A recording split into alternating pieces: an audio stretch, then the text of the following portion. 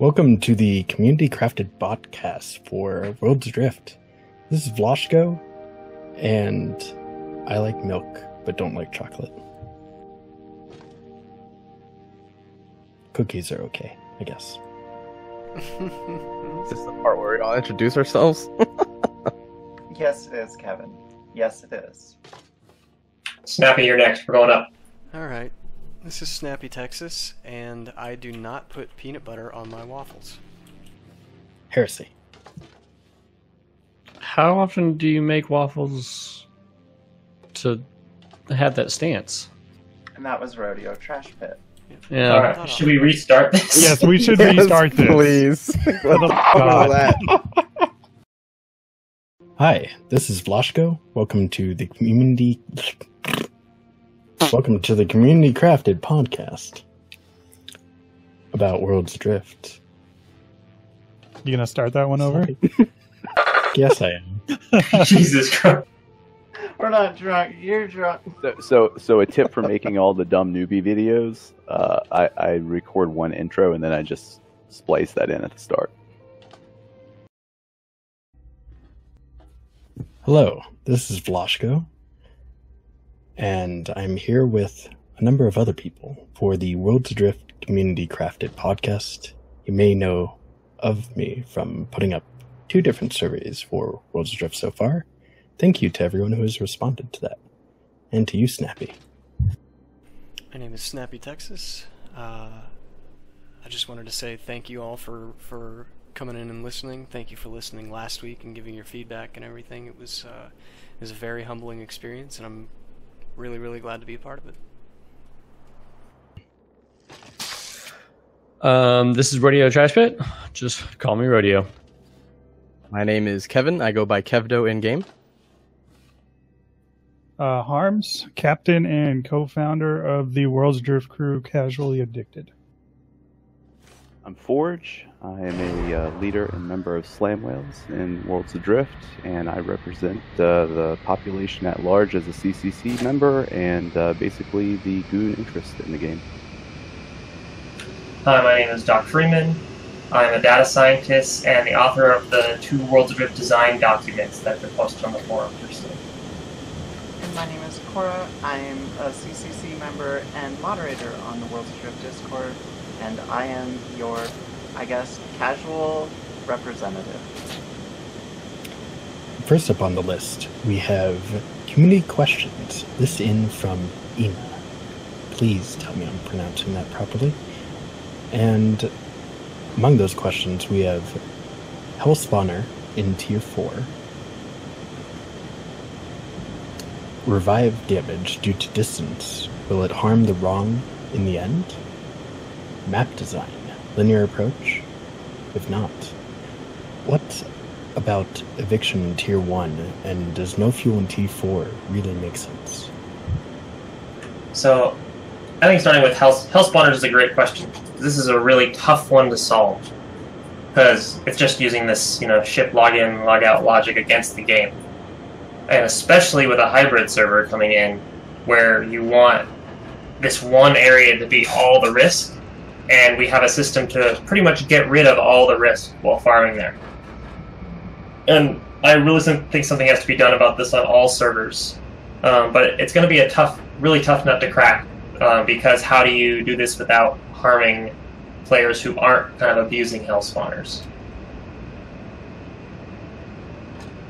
Daily Blight. For people that do not know, can we get somebody to explain what a Hell Spawner is? Yeah.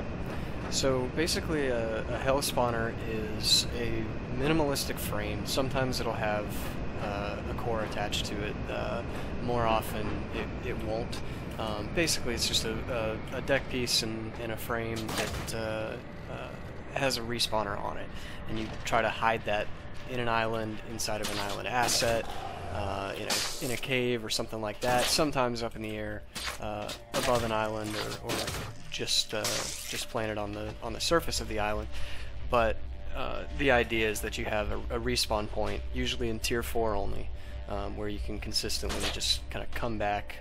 You can make small other ships, sail platforms, things like that to go around from island to island, but you have this small hidden thing where you can always respawn back to. So if your ship gets sunk or if you get killed, you're not really worried about getting kicked out of Tier 4.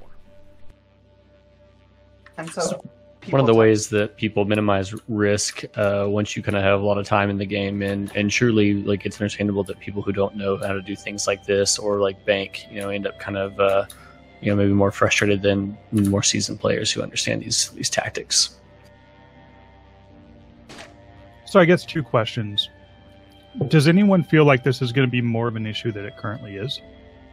Absolutely. Yes. Especially on the hybrid PvE server. Because the Tier 4 zone will come at a premium. Uh-huh. Second question, do we have any ideas for how to solve this?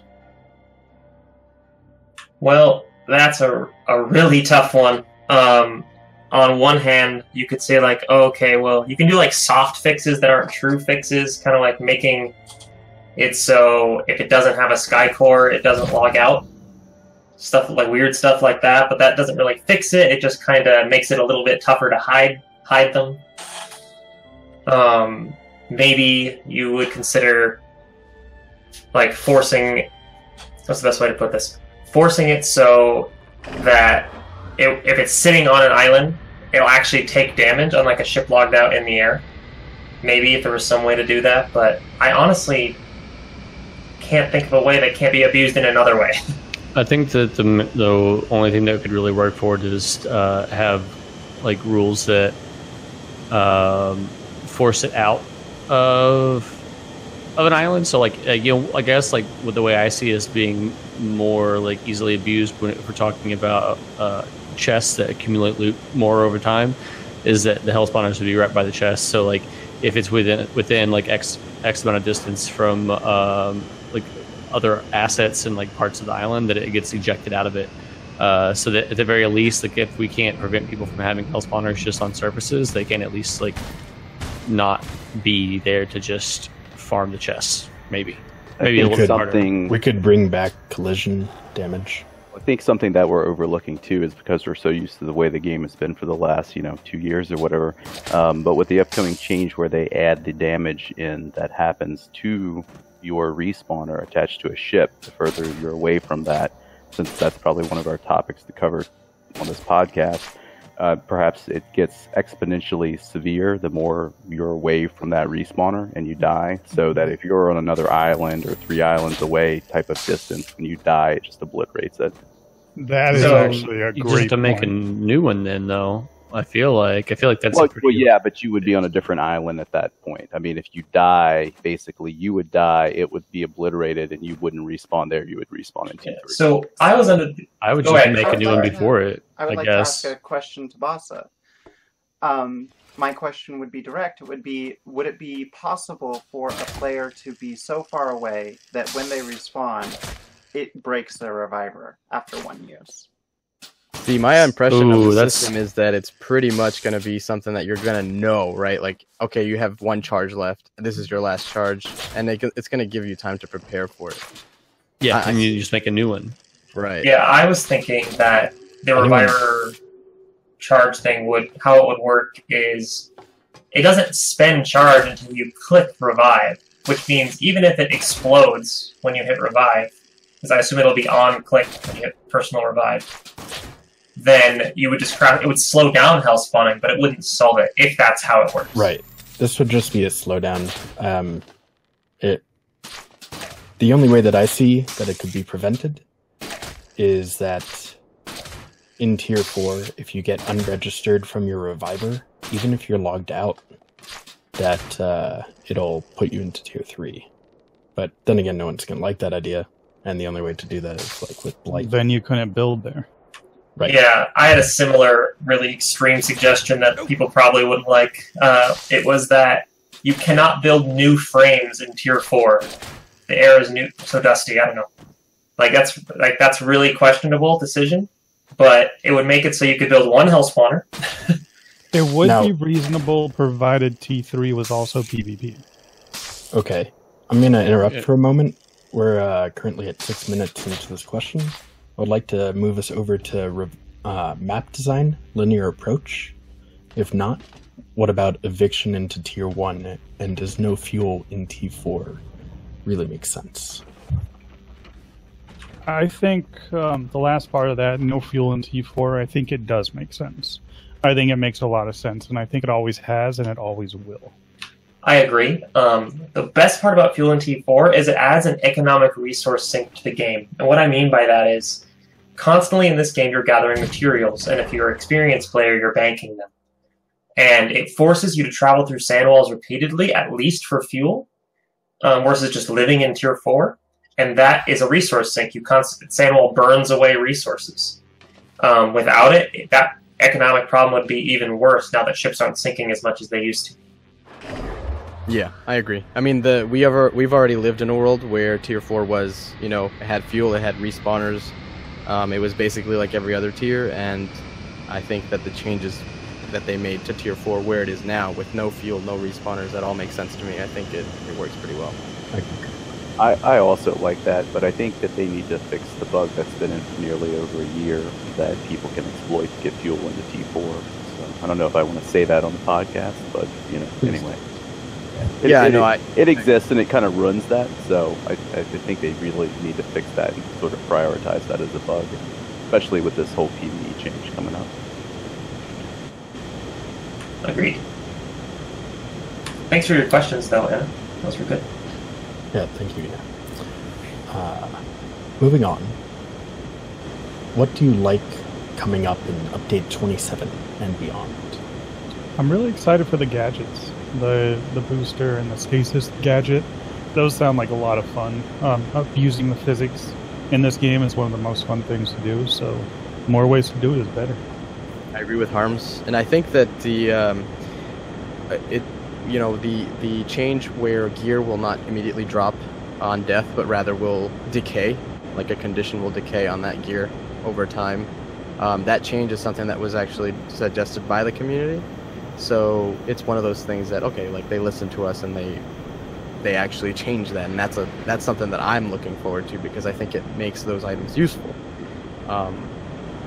There's a lot of things in that update that are cool, as far as like kind of nice, but nothing like, I don't know, groundbreaking. Right. Yeah. Right. It was I really agree with that too, because I'll drop some little information here that since early access I've never used the glider one single time, and before early access pretty much didn't live without it, but with this change coming up to where it's durability based, I'll definitely wear it again instead of just dying and having. I'm curious that they're buffing the flight right back, so it'll be good again.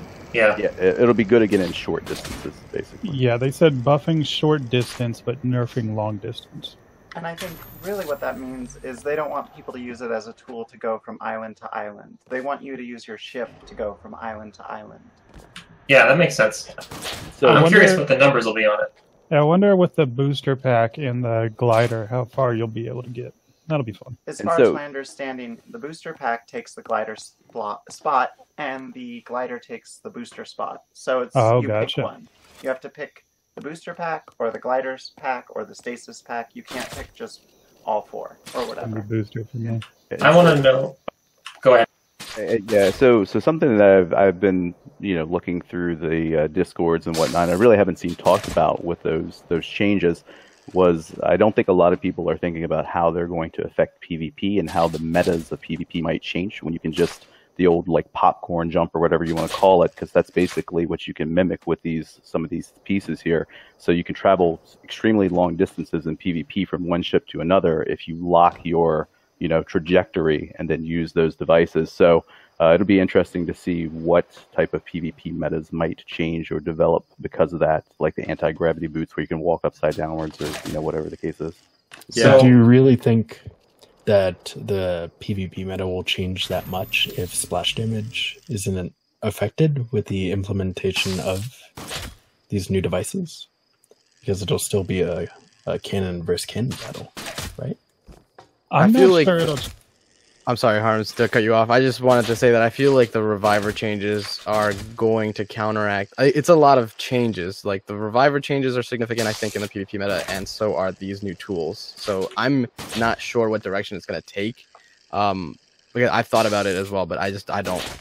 We'll have to see. I think it's one of those things that you can't really theorize as much as you're going to have to just see how it plays out. Yeah, it'd really be a PTS testing type of thing where we figured that out. I wonder. So I have two questions. One is the popcorn jump. And for people listening who don't know what that is, if you press spacebar and then ragdoll, which is your G key, as you swing, you fly much further than normal. You can test this in a small variable without swinging by jumping and pressing G, and you jump higher. So people use that to like board ships from really far away, fly to really far islands. If that is not quote unquote fixed, it's kind of fun. With this booster pack, could I go from island to island by swinging, by combining those two? And then secondly, I'm wondering if those little boots that allow you to walk on surfaces, if those can be pulsed off, or can I just walk around people's ship like upside down? Well, I think the assumption is that the popcorn thing will be fixed. It was definitely, me and Core talked about this, it was definitely fixed on one update.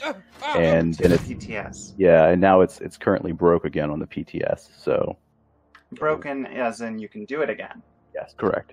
But I was also very sad to see it go, so it's kind of like fun toy gets taken away, where's my replacement? Yeah, well, and so that's a good thing to bring up, because I think that what I kind of saw is like, okay, well, we're going to take away the popcorn thing, but we're going to give you these boots or whatever the item is to let you mimic the same thing, but now you just have to get the schematic and build the item. So I see that as a plus. I agree. I think it's really nice that they took what was a bug, but turned it into be a fun bug, and they made it a game mechanic. I like that. Yeah, props to Bossa. Yeah, I'm very Star Siege, tribes on that front. I know that I dated myself there. Anyways, continue. Wait, what? Skiing in a popular game back in the day was where you would continuously jump over the surface of the terrain, and you would actually slide across the terrain because the game was slightly physics-based, and it turned into an entire change of how the game was played, and they kind of ran with it, and it became a core mechanic. Indeed. Did we cover the second question, the revive damage due to distance, will it harm the wrong end in the game? Like, did we cover that yet? We can cover that and update 27. I think they're a little combined, so we can combine the community question with this, what's coming in update 27. Yeah, I mean, I think, I don't know. For me, it's hard to, I didn't like the idea of reviver damage at first, but I think that it will be interesting just because there is a lot of situations where it is really annoying that people can do that. So I don't know. I'm willing to just sit back and watch how it unfolds. I'm pretty excited personally because I've noticed that with PvP, I don't necessarily participate in a bunch of PvP, but I watch a bunch of people PvP. And giving people some need to finally land their ship and at least touch down on a shipyard would change up the pacing. You know, if somebody gets away from you, they're going to want to reset their reviver charges, like, at some point. So at least gives you a little bit more of a window to, quote-unquote, catch up. I'm excited personally, but I'm also a little worried about the reviver changes. In one hand, it's going to change a lot of mechanics that we use, especially when it comes to PvP. On the other, when it comes to implementation, I worry about how buggy it might be or how misunderstood it might be. Like, how far away can I get? If I build my ship too big, am I going to get too far away when I die on the other side of it? You know, how can I go around getting around this? Just, there's a lot of stuff that I'm a little bit worried about, but at the same time, I'm really excited for changes that kind of force you to rearrange what you're doing. Which actually brings us into a really good topic about what do you like about the PTS, and what would you like to see going forward? I just want to point out also really quickly before we move on that idea for the reviver change, that was also a community suggested thing where somebody posted it on the forums, and then I think Bossa liked it and talked about it and put it in. So I think that's also something worth noting. Yeah, I do want to piggyback on that comment real quick too about that Harm was talking about. I know we're probably running over a little bit on this, but I think it's very important to understand that if we figure out what's in T0, if we're not going to be covering specific things, for new players coming in and not understanding the reviver respawn mechanic, that's going to be a very strange and foreign concept that, I've got to now dock my ship to get these charges back. So why is my ship taking damage? Yeah, it'll be interesting to see how new players figure that out, if nothing else. For PTS, so first of all, things like the reviver change would be lovely to test on PTS. Hint, hint, hint. That'd be great. So we can really work out all the bugs, make sure we can get into the fine details of how those will work. But for this PTS, what do I like? I really like the Alliance chat system. I wish it was in the game from day one, but it's here now. And that's awesome, because it helps so much with, like, oh, there's a pirate on this island, or, let's work together, or I can drop a schematic for you. People play this game for the other players, more so than anything else, and it really helps with that. For the PTS, in my opinion, before this current PTS, we never had one before. Everything just kind of got implemented, and there was a lot of rough implementation. But right now, the PTS is way nicer than official servers, and it's kind of like now we're just waiting longer for the fixes to the things that were previously broken. So on one hand, yes, PTS is great. On the other, it's kind of throwing me off. I think it's interesting. Like, what I wanted to point out about the PTS is that, like, it has every region on one server, whether you're in Europe or in the US, and I don't know what the performance is like. I'm not even sure where the PTS is based out of geographically, but I like the fact that the PTS is like that unified server. I mean, obviously it's just a test server, so it's not like significant in that way, but the fact that it's something that can be done is interesting to me. But the PTS, I mean, I'm kind of iffy on it. Like, I think this first iteration of the PTS is definitely a test, meant more to let Bossa figure out, like, all of the logistics with how it's going to work. And then the next PTS, I think, will be the real, like, actual, okay, let's use this as an actual test server to get some feedback going. Just as a quick point of order, they did change their numbering system. We were previously on 0.3.2, something like that. And then they changed that update to the next one after that to update 26. It's a new naming system. They mentioned it on the Bossa podcast. But we are currently discussing update 26 on the player test server. So one of the cool things about the PTS is that I witnessed this, is that you might run into some Bossa people testing some stuff out as well. So that's also cool if you go in there, and you may get to talk with some devs or something if they're working on testing things. So that's something that can happen. Definitely happened to me. One thing we did notice today is the performance on the public test server seems to be going down. I'm not sure if it's because it's not getting maintenance or people are building stuff or whatnot, but when it first released, the performance was fantastic. Like 120 FPS nonstop, no problems. But I was logged into it an hour ago, and it's about 45 FPS in the same spots. Yeah, they talked about that in the there was, I don't remember where, I remember either reading or hearing it, but they said that they're not doing maintenance on the PTS, so it will degrade performance each day. I think Herb mentioned that in the Discord.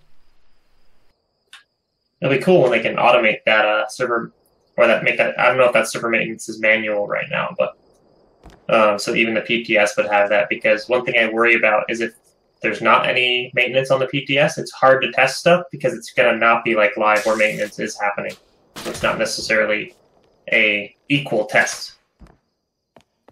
And I don't want to derail us here, but since we're talking about PTS thoughts, like specifically, I know that flying through a storm wall now is kind of silky smooth on there, which is definitely interesting. You don't get thrown around on the ship or anything like that, and maybe it's some derailment. But what do people think about the loading changes with the wheel versus getting thrown off the ship, or otherwise known as the jerk fix? I can't exactly say whether or not I'm happy with the loading bar, the loading wheel. I would like to see the loading wheel move to a place that's not dead center your screen, maybe upper left.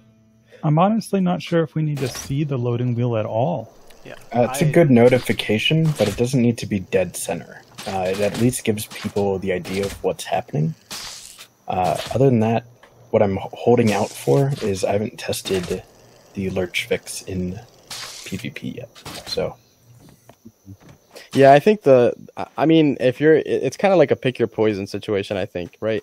And I think the better of the two options is the loading wheel. It's not ideal by any means, but I think it's better than like being on a ship, all of a sudden you get pulled back and slingshot slammed into your ship and you die immediately. I would rather have everything pause, I see the loading and I can react to that. Yes, I agree with that completely. I much prefer it over the lurching and dying. Lurching and dying was the worst.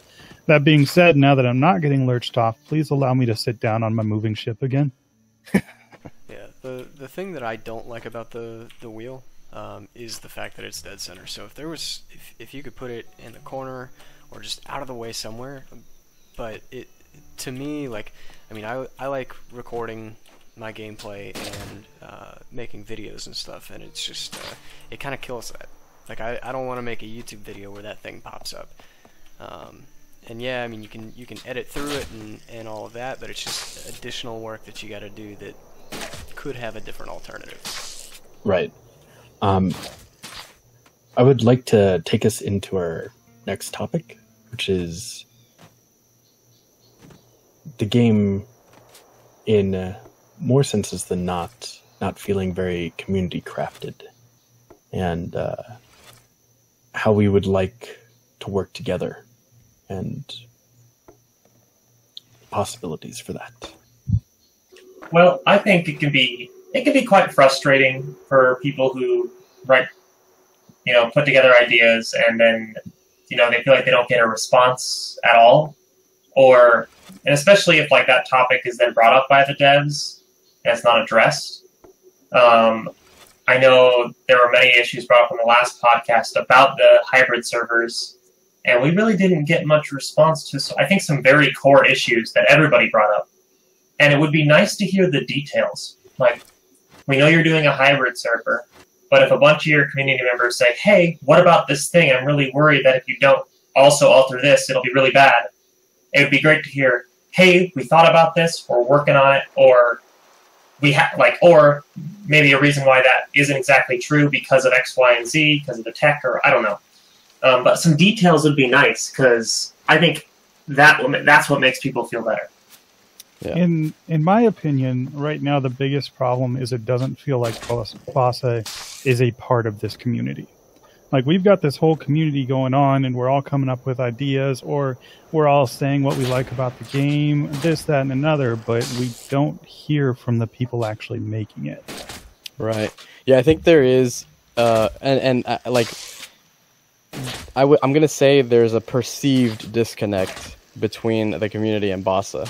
And I say that because maybe Bossa is reading all of the threads and all of the comments and everything and all of the discussions, and maybe they're listening to the podcast even. But our community podcast I'm talking about.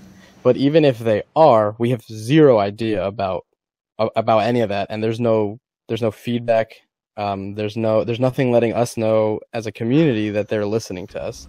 And so if the perception is that they're not there, then that's what that's just the reality of what people think. And the reason I pointed out before while we were talking, that the reviver change, something that was suggested by a community member. I pointed that out because that's what people want. We want to see more of that. We want to see people suggesting things and Bossa thinking about it, and then saying, you know what, this is a good idea. We've weighed the pros and the cons, and we like this. We're going to go forward with this. Or likewise, it's just as good to say, you know what, we weighed the pros and cons. We don't like the idea. This is why we're not going to go through with that. It doesn't have to be insanely detailed. I don't think most people expect a manuscript or something crazy. I mean, we just want acknowledgement in some capacity, I think.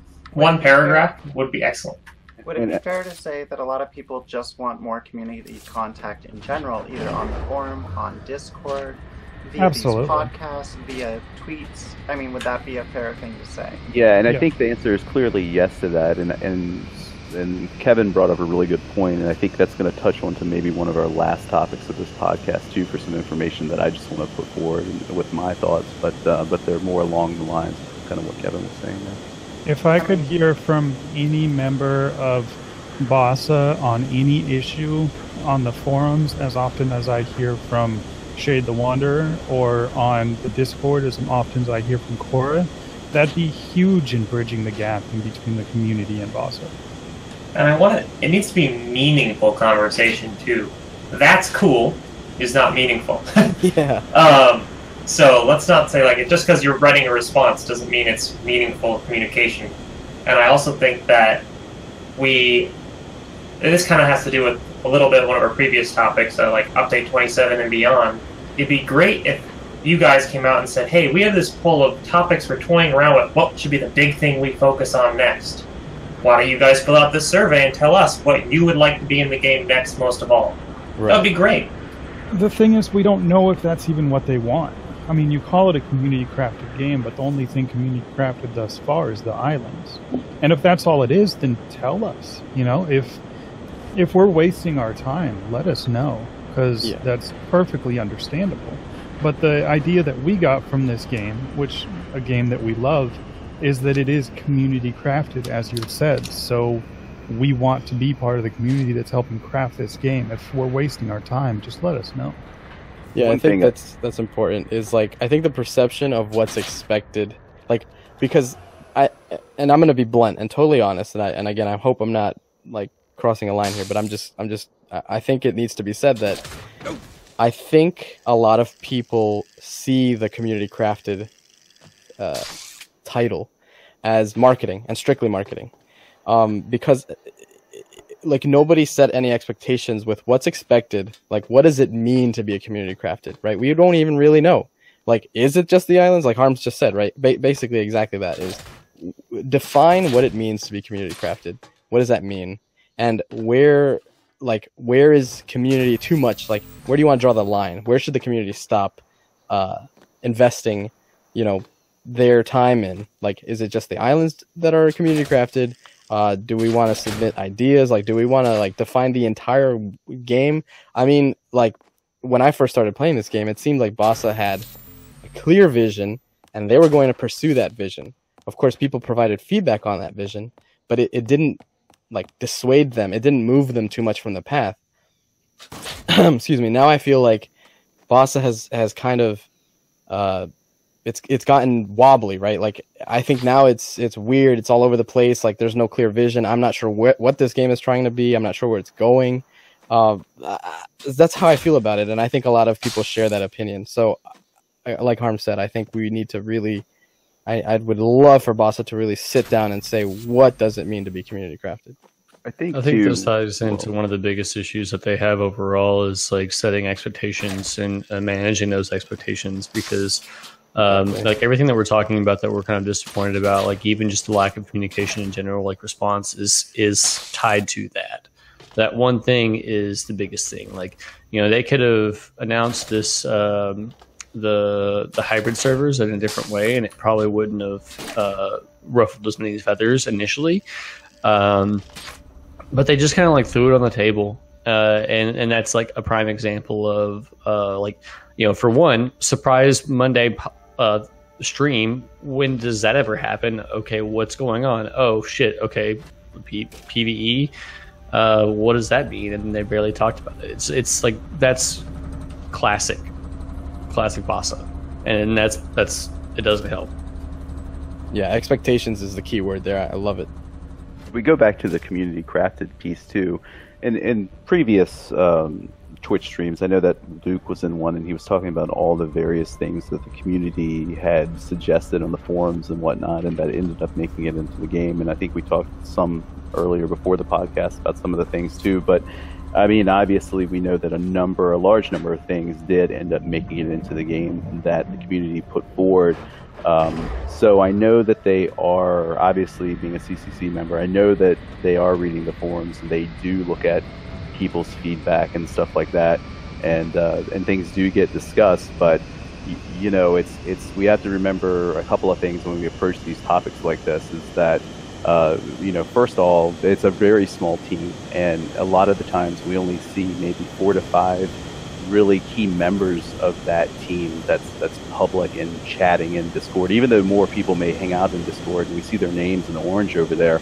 But we don't often hear from artists talking, or the people who are making the models or doing the art design and things like that. We hear from like the producer and the lead game dev and the marketing people and things like that.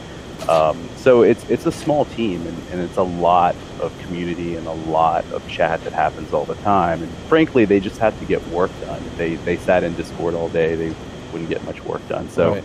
yeah, we just need to be cognizant that even though I know it's kind of a sore subject, if we feel like we're not getting heard or things like that, it's a lot of work to do there, and they are understaffed. So Totally. And I don't think they have any protocol in place for a lot of things because they're still kind of like figuring this out as they go, and they're growing their studio size and staffing size largely because of this game, I think. So like, yeah, there are people that like read these things, but there's not like a condensed report that goes anywhere, and I think that's part of why like even the CCC was like created to like kind of help further that some more. Would it But be safe? I don't know, it's just kind of conjecture. Would it be safe to say that we want more community contact that is meaningful, or at least more Bossa community people, or community-facing people, or do you think it would be unnecessary? See, I don't think it needs to be like special. Like, I think a marketing Just- team, that's their job, right? Is to reach out. Like the community marketing team. Like we don't need artists to come in Discord and say, "Hey guys, look at what I'm working on." Because you're right, that is like absolutely unnecessary. Like it's a waste of time for them almost. I mean, not exactly a waste of time, but that I think that's the community. Whatever that team is called. But like I want to highlight something like Bossa Gracie will just pop in really quickly into a bug and say, yeah, we're aware of this as of patch blah blah blah, and hopefully we'll have a fix in patch blah blah blah. I think it's like a one sentence, probably takes hopefully not too long to post, and I think that goes a long way in really helping people like, oh, okay, this bug is like heard of, or if she says, oh, this is, thanks for letting us know about this bug, we're going to look into it. I think that it's like short and sweet, and I think it does go a long way in making people feel better about like reporting bugs in the first place. I'm not sure. Also, Sorry, 1 second, Lush. I'm not sure if they specifically need someone else to communicate with the community or not. In my opinion, if you can go on Discord and ask me to review the game 3 times a day, you can, probably take some time to respond to some questions. even if we don't get a response, how would you guys feel about a survey? I'm not saying that I don't mean to make this sound bad or anything, but I'm not trying to say they're going to necessarily do anything with the survey. But even just a survey makes people feel, You would have to have meaning. They're asking. For Even me, if it it's the depends on shortest survey. thing, like 3 questions. Well, they've done a number of surveys. Like Tanya has put out a bunch of surveys, but like most of those are not relevant to the things that I am doing and the game that I am currently playing, which is Worlds Adrift.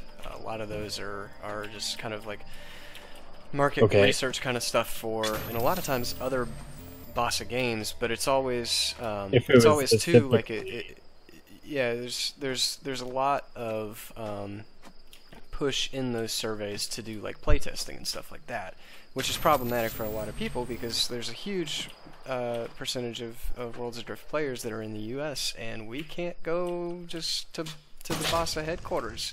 Okay, if it was an only online thing and they were asking you specifically about Worlds Adrift, would that be something that you would be happy with? I think it would help, but we would also want to see the results. It doesn't do us any good to have surveys that the community also doesn't get any results from. Right. So yeah, I think the assumption is that they're actually reading the survey and it actually makes some kind of an impact. Then I think most people, like, I don't see why anybody wouldn't want that. We get to see the results and then everyone's good. Would you say that if Bossa was saying like, hey, I saw your comment there, it's been taken into consideration, or it's being taken into consideration, or it's noted, would that help kind of that perception thing? 100%. Yes. Yeah, it would. It would help a ton. Especially with, like, there's so many big topics that people bring up that are like a huge game design issue, or at least what we perceive as an issue, and maybe we're completely wrong, but tell us why we're wrong. Try to be nice, but Such as our next topic. Right. yeah, it moves on to the next topic. Thank you. And that's getting into Tier 4, where Tier 4 only is PvP, and if sandwall evading will become an issue with the current stats. This is an issue that a lot of people are really, really, really worried about. If Tier 4 is the only PvP area, how easy is it going to be for people to run out of Tier 4 anytime they get attacked?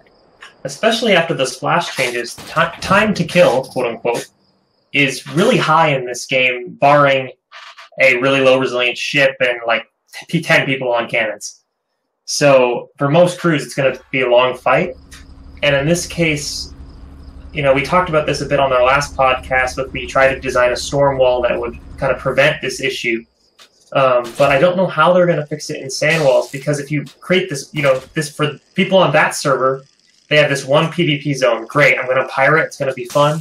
And every time you try to pirate someone, they're just going to run through the sandwall. It's just like the depths bug we had, where you went into the depths and you were basically invulnerable. Yeah. Or at least your ship was.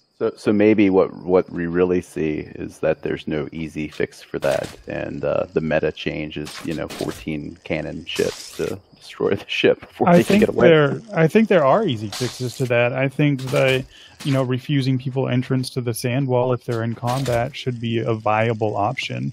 You already have things that'll kick people out of the walls if they're not strong enough to get through. Implement that. That's a dangerous topic, though, because then there's going to be that's like PvP flagging and weird stuff like that. Not necessarily. Yeah, though. Bosses already not even prevented combat logging to an extent, right? Not or even plans that. to prevent combat logging to an extent. So what's the difference between combat logging and combat walling? It's a valid point of play to be able to escape, because then you're just basically saying that come to Tier 4 and you're just going to slug it out, and the first ship that goes down is the loser if you make it so that you can't fly through a T4 sand wall. Which is why Tier 4 being only PvP, in my eyes at least, is an issue. Right. I mean, there's a lot of things wrong with that. But it becomes an issue, but then where it's an erosion piece, right? So then if you make T3 PvP, right? So then you're going to have the same thing at the T2, the T3 wall. Well, right, except that it matches the risk reward better when you're leaving Tier 3 to Tier 2 rather than Tier 4 to Tier 3. Right, and also we could also have community I guess guards in place, similar to how Vila is on Kapolka. I've been thinking about ways to get around this, ways to fight it, and how am I going to keep people from just darting through a wall. And if people are sick of box ships right now, wait until they get a load of my cage ships, when I just start trapping people until I can get all their loot.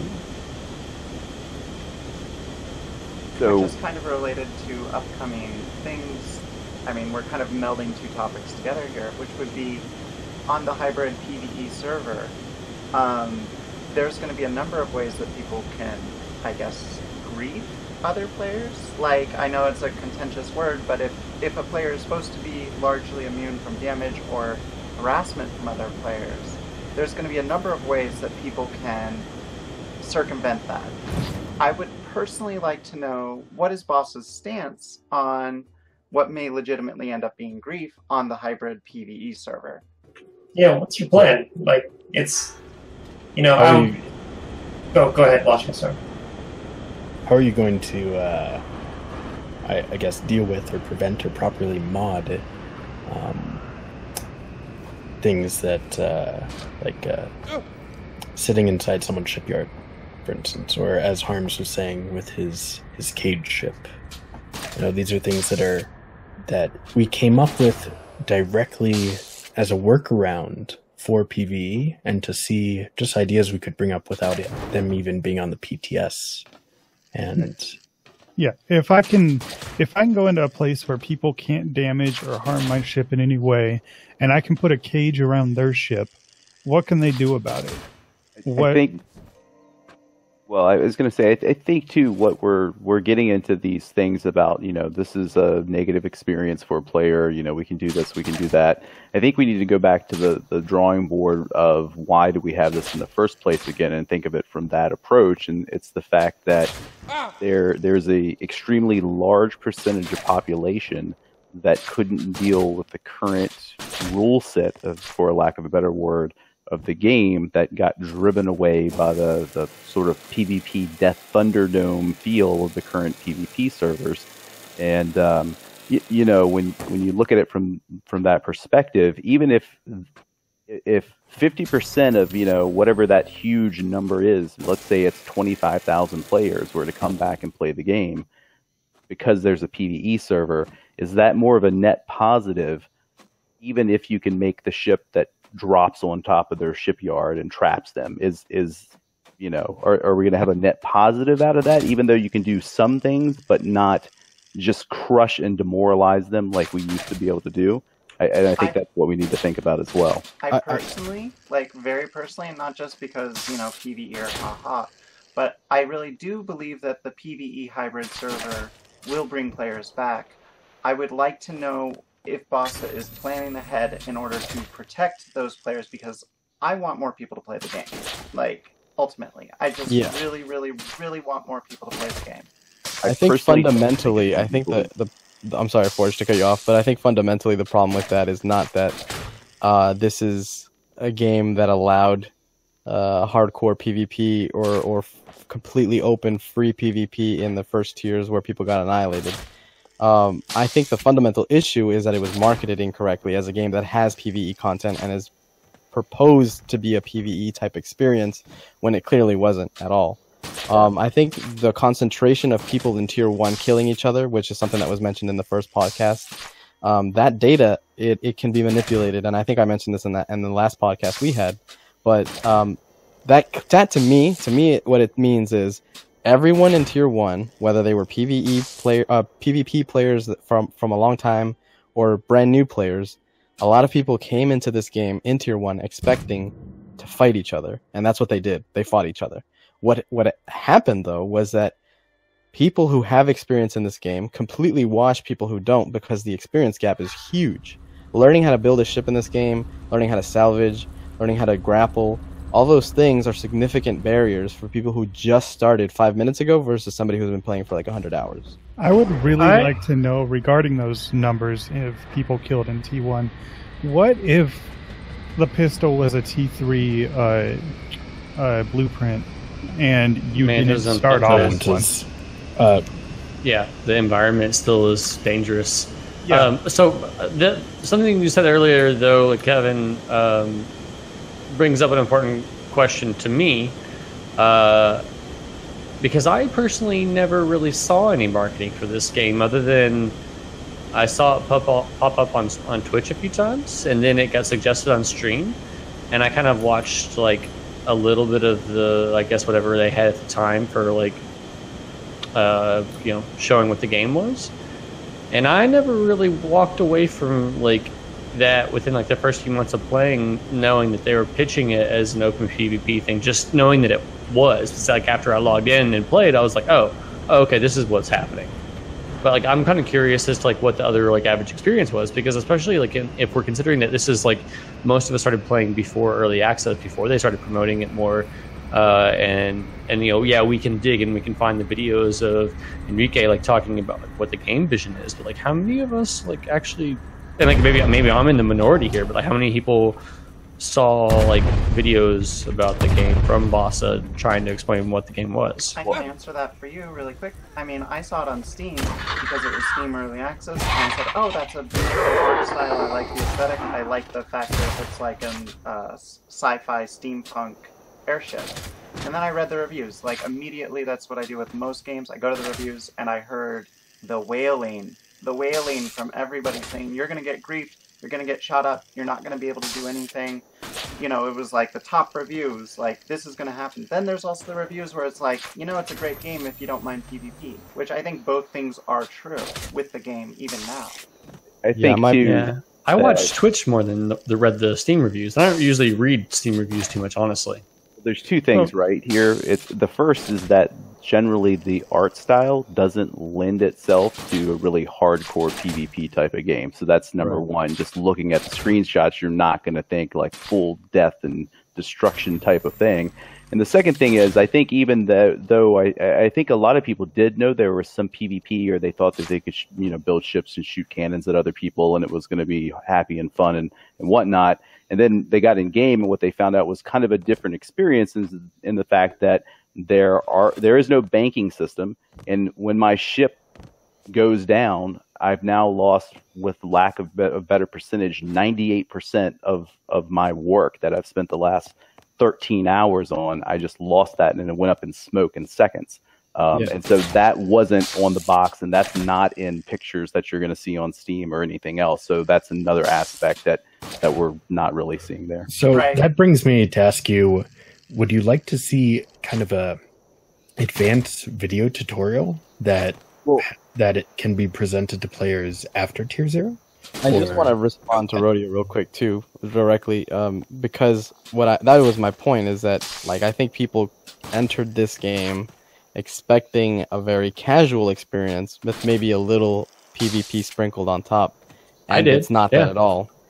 And that's what I did too. And like Cora said, I looked at the art for this game and I was like, man, that looks awesome, and I want to play that, and I want to chill and I want to vibe with this game. I didn't want to PvP. I didn't play this game for PvP.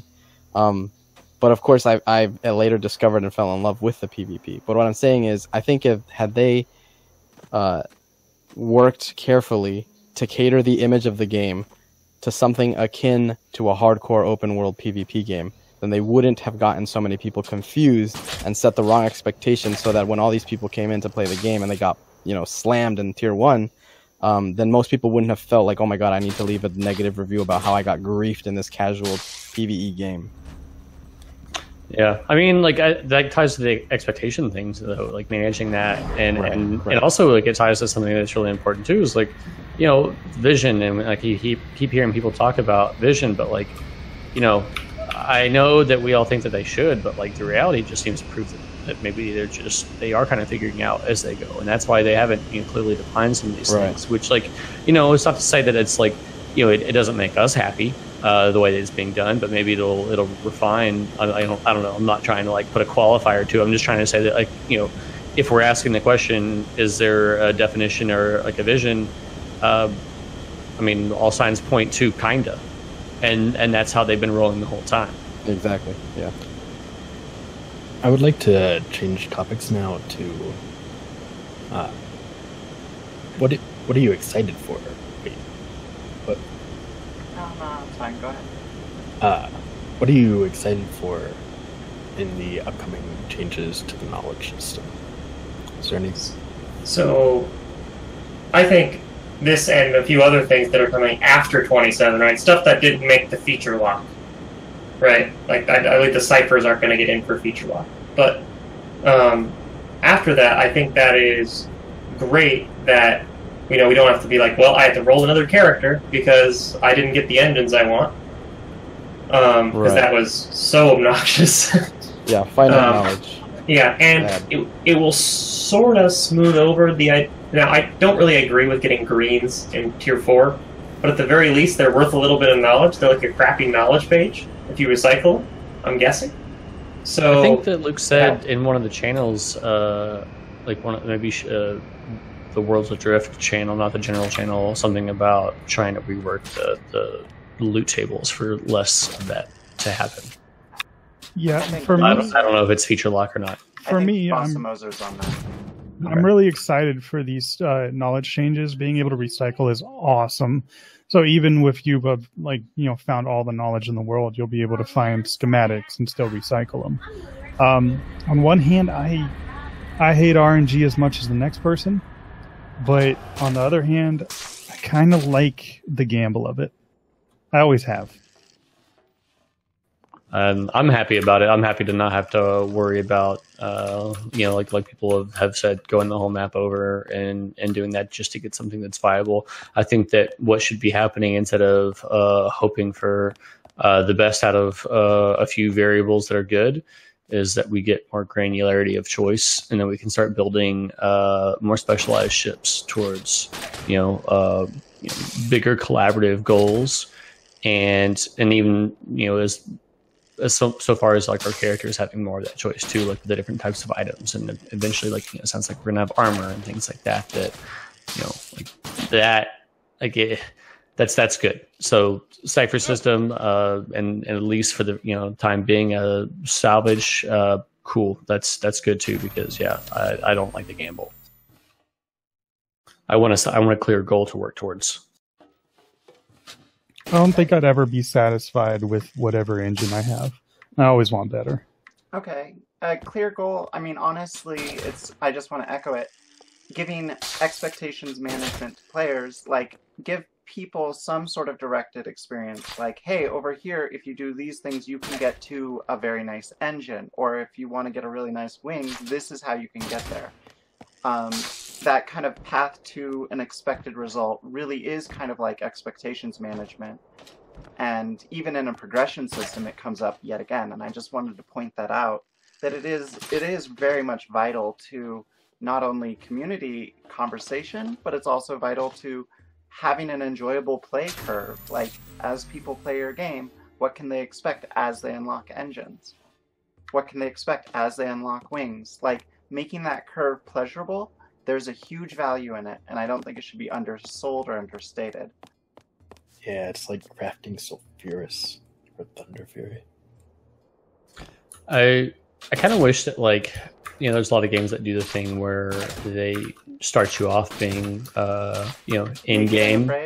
No. Like you start off in game, and that's like your tutorial, being like, okay, this is what the game can be, and then that you strip it away from you. And like sometimes it's annoying because maybe it's either explained poorly, through like plot or whatever. And I wish there was a way to kind of do that. And I think that it's more so just that, like, it would be nice if they would have just put shipbuilding into Tier 0 and allowed people to have a chance to get a handle on things, because that exposition of everything is just too much.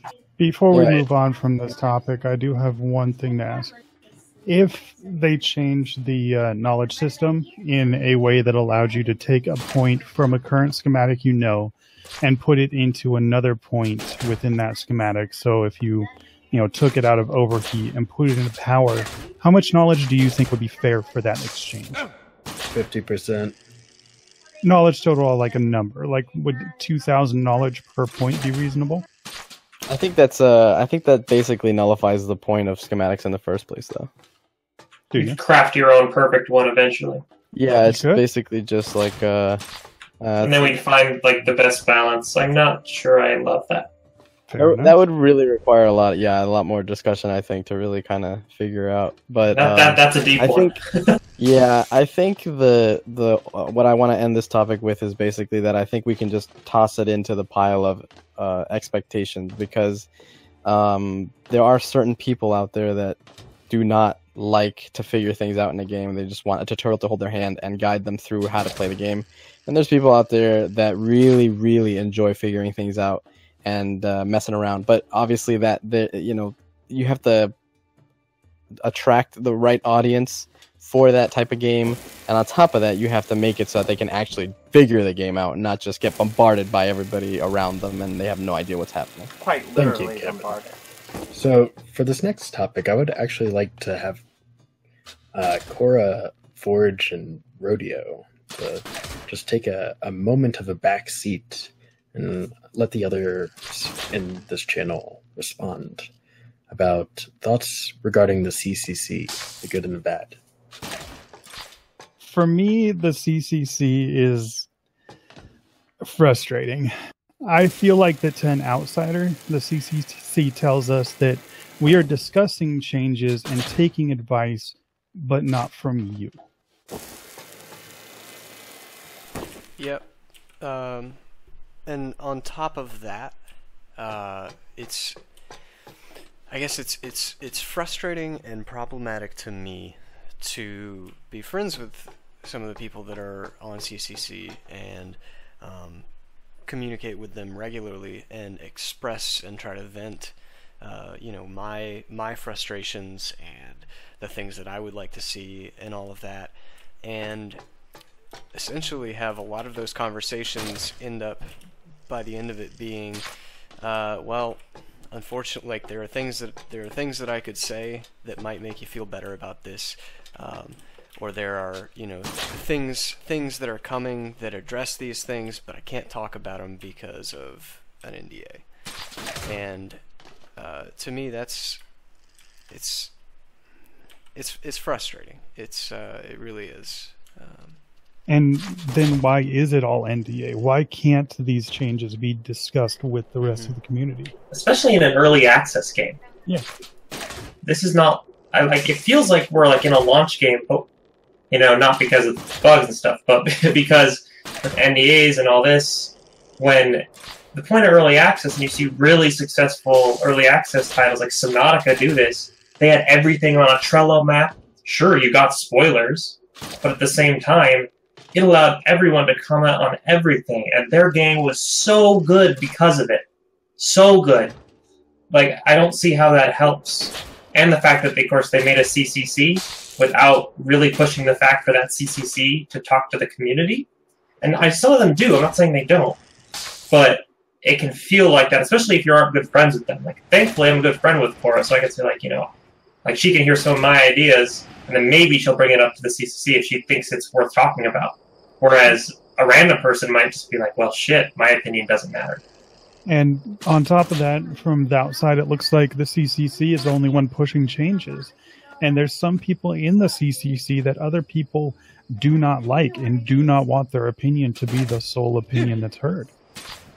Yeah, I think with the CCC, at least for me personally, I originally supported the idea because the way it was pitched, and I'm totally confident that it was done with the best of intentions. I don't think the CCC was a ploy to, like, you know, make things worse, obviously. So I know that it was done with good intentions, and I did support it at the beginning, and I thought that it would be kind of like the catalyst of communication that we needed in this community for Bossa to be able to reach out to us more and us to be able to reach out to them more. Ideally, that would have been the case, but I think the problem is, one, there's a lot of NDAs that prevent people from talking about a lot of things in the CCC, which makes it counterintuitive to have a group of people who are supposed to be talking with the community and then tell them, no, you can't tell them that. So that doesn't seem like it works very well. Right, back to one-sided communication. Right, exactly. And then on top of that, because of those things, there's been, I think, a perception of some of the CCC members where maybe, and I don't know if they're doing it on purpose or not, but I know that people who I've talked to in the community perceive some of the CCC members as becoming entitled because they have that, like, special relationship with Bossa, where it's you know, they have a more direct line to them than the average Joe in the community. And so a lot of people don't like the CCC for that reason, because it's something that's literally been the opposite of what it's supposed to be. So I think the expectations, like, there again were misplaced. Now, how would you feel if you were a CCC member, or if you got chosen tomorrow? Personally, I think, like, I would probably tell Bossa not to tell me anything that I couldn't talk to people about, because I would want to be able to confidently just talk with everybody and, like, see, like, I think, I don't know, I can't tell you, like, what, because I don't know what the CCC, I don't know what they talk about in their Discord. I think that's one of the biggest problems for us on the outside, is we don't know what they're talking about. We can't know, and it nullifies the entire point of it. Exactly. From our point of view. They're not talking to us. We might be talking to them, but we can't tell if they're actually talking to Bossa because they can't tell us. Yeah, exactly. So if I was picked as a CCC member tomorrow, right, that would be, like, my priority. I think, like, let's push aside everything else and let's talk about that. The CCC needs to shift the way it works, because right now it's not working. It's not bridging any gap. Right. And if we can't reach that point where the community feels, like, confident in what we're doing with the CCC, then get rid of it, because it's not doing its job. Okay, let's now hear from the CCC uninterrupted, please. Let's start with Forge, Rodeo, and then Cora. It's so, being on the CCC, obviously, we've signed NDAs, and a lot of what's been discussed tonight, I'll start off by saying it's difficult, right? Because there's certain things that we know that the public doesn't know. When you talk about something that's like, oh, you know what, this is really terrible, we may know of something that's coming down the road that may make that not terrible, but then we can't tell you. And so that creates a problem, I think. And then it becomes a worse problem of, okay, well, I've got this NDA, so I feel like I might slip any moment. Oh, no, wait, that was something that Luke might have said, but didn't say publicly, but I thought he said publicly.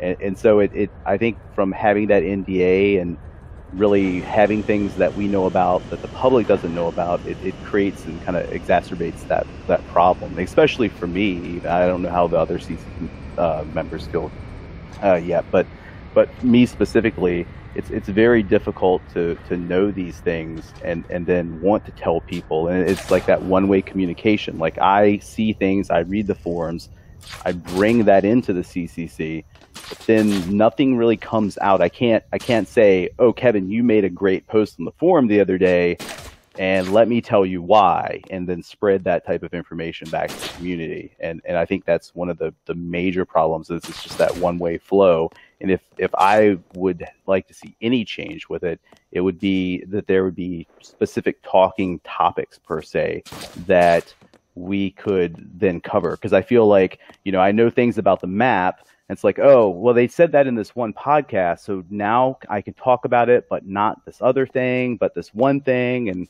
I can't really feel like I can elaborate. It's like walking on eggshells, really, nonstop. So it's difficult. What are your thoughts, Rodeo? I agree. It's been far more divisive and kind of distracting from, I guess, like, real issues. I think that it's kind of, some of the frustration with the CCC is similar to some of the frustration that, like, people kind of express on like reviews and things like that. Like, the low-hanging fruit of complaint on the like forums and Reddit and Steam reviews is griefing, but I think that we all agree that that's not the case. It's a more complex issue of not educating your player, bugs, content, all the things that we know that are flawed about this game. And so, right now, with some of the frustration towards the CCC, the real issue is what we've been talking about a lot in this podcast, is expectations and communication.